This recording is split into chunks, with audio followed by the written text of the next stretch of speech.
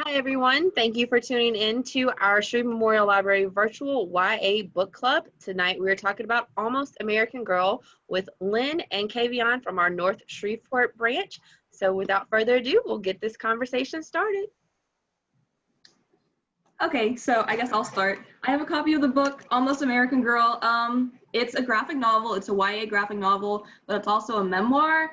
And before I read this, I'd never read a memoir before, so this was kind of a new experience. I guess my overall thoughts, it was a really quick read, which as a graphic novel, it's supposed to be. And it was an interesting story because it was interesting to hear about. I've never known anybody who's come from another land, especially a place where they don't speak English, and had to come to America and adjust to our culture and also deal with the language barrier. I felt like the language barrier and the way that she displayed that in the book was like the most interesting part, because she did this really interesting thing where she noted in the earliest chapters that like when they were speaking in Korean, it would be in blue. And then when they were speaking in English, the text would be in black. So, because obviously I can't read Korean, it was good to know that, oh, they're having this conversation in Korean, or they were having this conversation in English. And I feel like that really helped emphasize like how often she wasn't able to speak English. But overall, as a story, I thought it was interesting.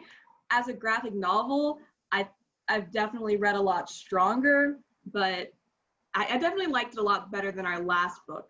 What did you think, Lynn? Okay, so it better. Okay. I have also a copy of the book with me.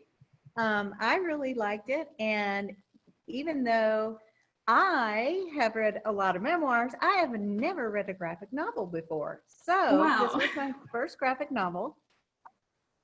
And I do have to say, I really enjoyed it a lot more than I thought I was going to. I've never been a comic book person, and I just thought, oh, this is going to be such drudgery trying to get through this.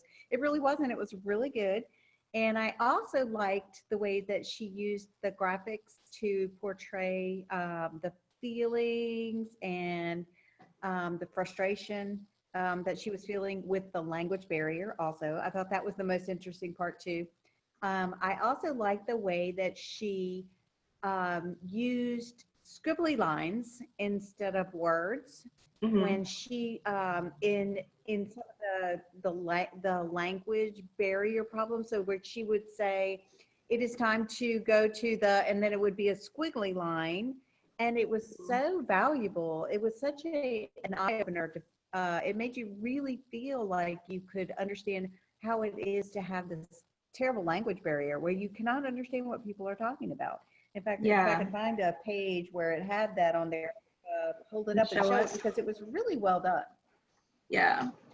I guess we should talk about... It was really well done. I really liked the way she did that. I think we should talk about, I guess, how she got into the situation where she was in America and she didn't have any English skills. Can I just say how horrible I thought it was that her mom, like the book starts where her mom tells her that, oh, we're just going on a vacation to Alabama. And then she never goes back to Korea until like 10 years, maybe not 10, but like years later, because her mom is secretly moving them there to marry this guy who she knows like nothing about. And that was like the worst thing in the world to me. Like, I can't understand how parents can think it's okay to even sometimes move house without like talking to your teenage children, because Shuna, when this happened, like she wasn't 4, she was 14 and she had a life and she had friends. And then all of a sudden your petty mom is like, we're going to America. And she doesn't even tell you that you're moving. She tells you that it's a vacation. You don't say goodbye to any of your friends. Next thing you know, you're just in the middle of this new family. And that's where the book starts. And I understand how she could see she had a new life from that on, but. Right. Sorry, well, I was like so torn between that feeling of just like, oh my gosh, I can't believe she just did that to her child. And also being a single mom, as the feeling of like, well, going through the book and seeing how, she was a little dramatic. She was in middle school. There was a lot of emotions going on. And just, I think that, so that made me feel like, well, mom's running the show. She's like the only adult. There is no other family, But then I was like you at the beginning. I was like, oh man, that is terrible. Like, how could you justify that? Just saying, hey, guess what? We're never going back. I mean, Yeah. she didn't even bring her favorite comic book stuff. I mean, it was just quite traumatic. But I found one of those. I'm going to hold it up because I did find an example of like a language barrier picture. I don't know if you guys could see that, but where Yeah. in that frame where the teacher is saying something and it's just all squiggly lines. So anyway, I thought that was really well done. But I was like you. I was like, oh my gosh, I moved when I was in middle school. So it was traumatic as a middle schooler, just moving across the country, much less not being able to speak the language and then having the bullying and all the things that were going on. So I guess we should kind of fill in the book maybe a little bit more before we start tearing our mother apart. But anyway, so they moved, like you said, they moved to Alabama. And unbeknownst to, I guess we'll call her Robin, because her name is Robin. She changed her name to an English name, Robin. And she had to start in middle school. And she also had to move in with a bunch of strangers because her mom married this man, Mr. Kim, wasn't it Mr. Kim? And so it just didn't go very well. I mean, for a long time, she was real resistant to learning the language, I thought. And she was having a major pity party, as 14-year-old girl. I mean, you can imagine that was just justifiably very traumatic for her. Yeah, I think so. And then her mom marriage with Mr. Kim starts to fall apart in all of the goings on, with her having a terrible time adjusting and not having any friends and spending most of the summer by herself and all the things that were going on. Then her mom is having marital problems and problems with Mr. Kim's family. And so I think we should talk maybe about the difference in cultural values too, because at that time, even though it was recently, I mean, it was like was it 95 or 94 that they, it was the 90s. It was in the 90s, early 90s. And I'm trying to find the year, but anyway, it was in the 90s. The divorce culture in Korea was completely different than it is in this country. I mean, even now it is not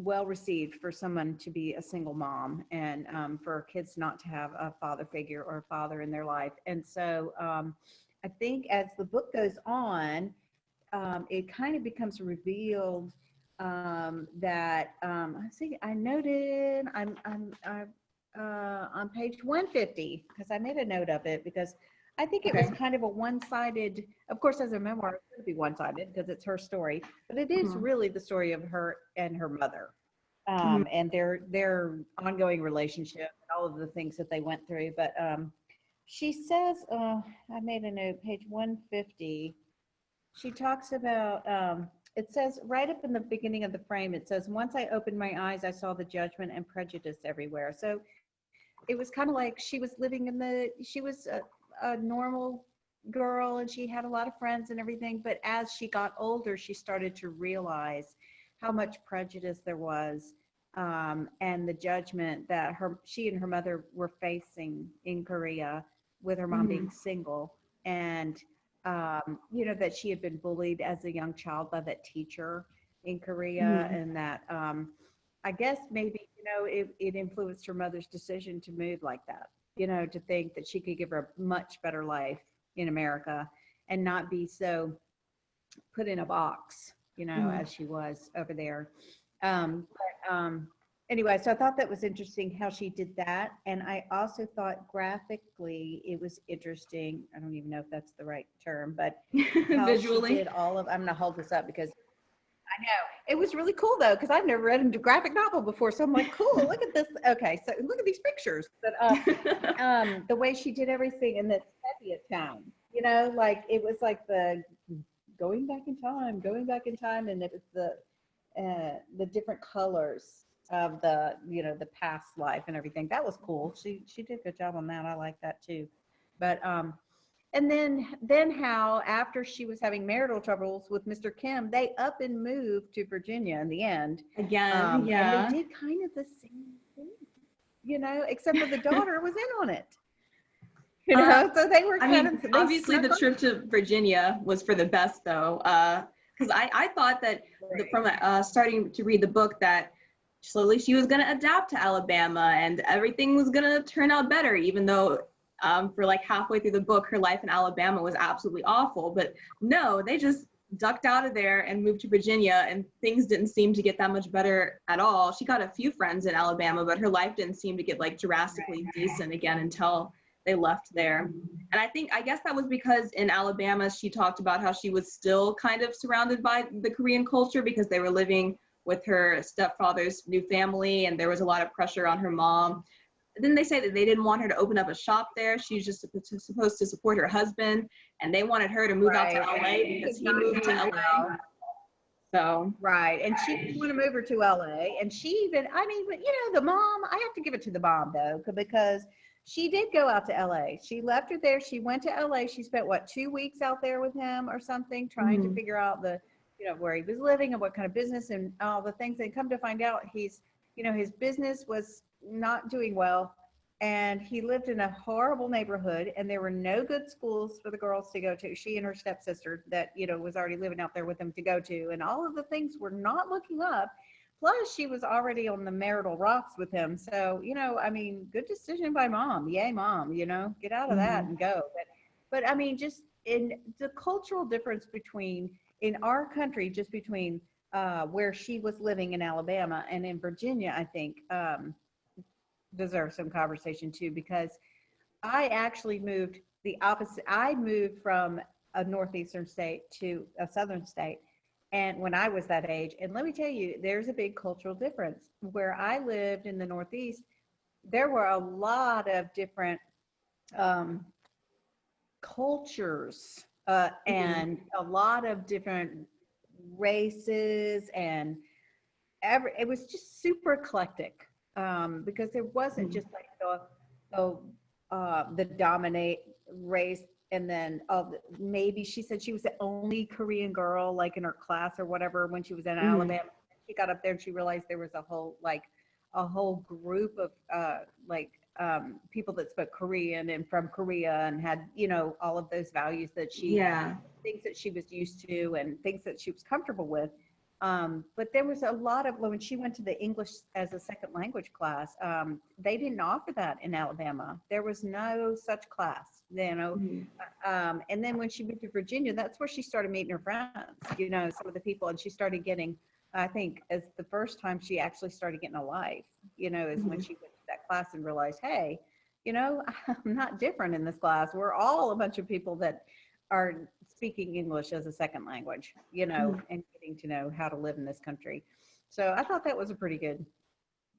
And I think one of the most interesting themes of the book, which a lot of it is about culture and identity, I think it's a really good idea to point out how she didn't really find where she truly belonged and was most comfortable with until she found a place, which ended up being Virginia, where she was becoming more American, but she was also able to surround herself with the Korean culture as well, with finding her new Korean friends. So like she said at the end, like she's not American, she's not Korean, she's Korean American. So she needed to incorporate both of those things into her new life. And that's the only way that she found somewhere that she really belonged, because she was both by the end of the book. I don't think that would have happened for her in Alabama. I just don't definitely not.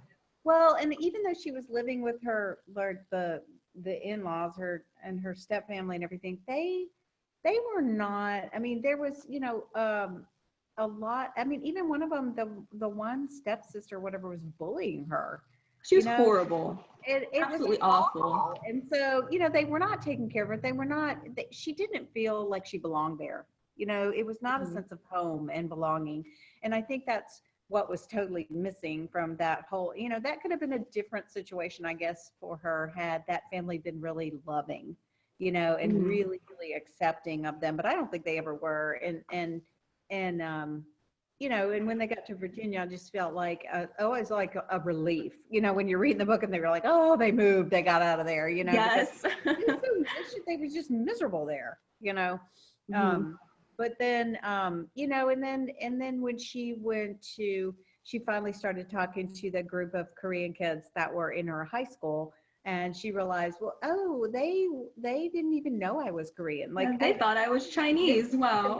about people, about she just didn't have a lot of self-confidence, as a lot of kids in high school don't, but she really was afraid to talk to these kids, in Korean. And that, it was kind of like, okay, come on, I'm trying to push her in the book, talk to them, and then they ended up being some of her best friends, Yeah. So, I hope they're still friends today. but they also, she, in the end, she also went with her friends, and she went to visit Korea, which I thought was interesting. And She was in college when she went back, right? I think. I think Yeah. so. I think it was a little bit later, and it looked like a big fun time. They had a good time. They even went to like the World Cup and stuff. I thought it was interesting how she talked about how so many of her friends, even who had like grown up in Korea, and friends who she was friends with who had never left Korea, how even when they returned, they still like tried to fit into like the molds of the customs in Korea, like, oh, let me serve the men who are around, and putting on kind of a more dainty, delicate like persona just because they were back in that environment.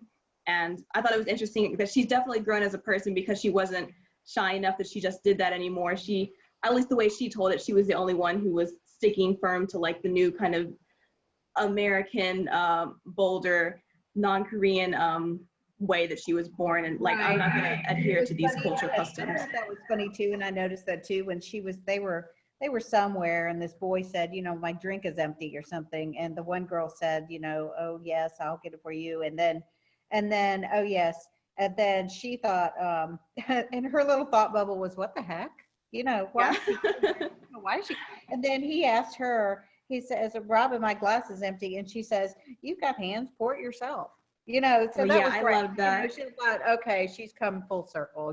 She's able to actually, have some self-confidence and say, I'm a Korean American. I'm not a Korean girl. I'm not going to, be demure and quiet and try to impress you because I have no intention of, trying to like get married here. And, I'm going back to my home, which is in America. So, so anyway, I actually really enjoyed the book. Like I said, I have never written a graphic novel, all new to me. So I liked how it showed the emotions and and the one said the dog. Why do we always have this dog part in these books we're reading? But Barry he died. Yeah, Wow. Barry does, but it was just one of those life moments that it's like, and the girls that the stepsisters or whoever, the cousins, that they were all like crying and everything, and she was like, you didn't even play with him or pet him, I'm the one that took care of him and everything. So that was anyway, as a side note, that was a sad part too. Barry. Anyway. Oh, we've talked about the story, but I guess I mentioned that I had a few qualms with it about how it works as a graphic novel, because graphic novels are different from like regular written fiction, because they're meant to be experienced in a different way. Well, I did like her drawing, and I especially liked her use of color. Like, I liked that the flashbacks were done in sort of like a grayscale, gray tone. And I liked how it was very subtle, but like the colors in Alabama, they all seemed a little bit dull and a little bit flat. So I feel like when you were reading those pages, you felt like a little bit of your color was like drained out too. And then when she moves to like Virginia, everything seems like so much more vibrant, probably because her life is so much more vibrant then. So I definitely liked that aspect of it, but I feel like it's maybe really difficult to do a memoir as a graphic novel, because one of the strengths of graphic novels are that you show a lot of it. Like, you can have entire pages that are dedicated like solely to showing a scene or showing a character's reaction, as opposed to telling like, I was sad or this is what happened. And a memoir is literally, it's like the definition that it's somebody telling their life. So I feel like it was really hard to combine those elements. And as a graphic novel, this didn't really stand out that much to me, just because like literally every single page, like every single panel has like 2 different thought or like narration bubbles in it. And it was a lot of telling and just, let me show you a picture of what I'm already telling, when I think graphic novels are supposed to be a blend of telling through words what's happening and showing through pictures. And this just seemed like a lot of telling with additional drawings. Does that make sense? Right. Yes, it does. There were, I mean, there was there were words in almost every frame. Mm-hmm. So there was yeah, you're right. There was a lot of telling, and some of it, I guess, was probably unnecessary. Like when she was crying or upset with her mom or something, you probably didn't need the words, to explain that. But here's one of the pictures that was like that. It was like, I'm gonna hold it up, show and tell. Mm-hmm. But that one where it's a lot of colors, and I really like the way the emotions were displayed on the page and everything, but probably didn't need the words. All of that, yeah. But I did like anyway. how in some pages, kind of like that one, she took some artistic liberties and she kind of strayed it away from reality, where she would show something like this picture where she has her standing in a spotlight. And I think that was a really, really good way to show how she felt like she had a spotlight on her because she didn't know what was normal or what was going on. And I wish like more of the book was like this, where she was like showing how she felt as opposed to telling like, I didn't know what was going on, I was really afraid, and then just showing a picture of her drawing or something. But I also really like pictures like this where she would draw depictions of books or what was going on in her imagination and things that she wanted to be thinking about and wanted to be doing instead. Right. I like that too. I like what she was like thinking about other things and the way, like at school or whatever, and she was like thinking of something else or yeah, that was pretty good too. I liked it. And I liked the way she used color to depict the past, and then like you said, some of the stuff was like completely good. And then there's this page that like she shows it's this where she's like, oh my gosh, can I say I loved that sequence? It was like 2 or 3 pages of her and her mom pretending to be, or her in her imagination, her mom was like her martial arts master and she was showing her the way. I think that might have been like the most brilliant pages, an example of what I was trying to say I wanted more of in the entire book. I loved reading those pages and they were amazing. I think I spent the most time on those. Yeah, this is good, and I liked them too, and which is weird for me because I usually don't even I've glanced at a graphic novel before and went, nah, it's not my thing.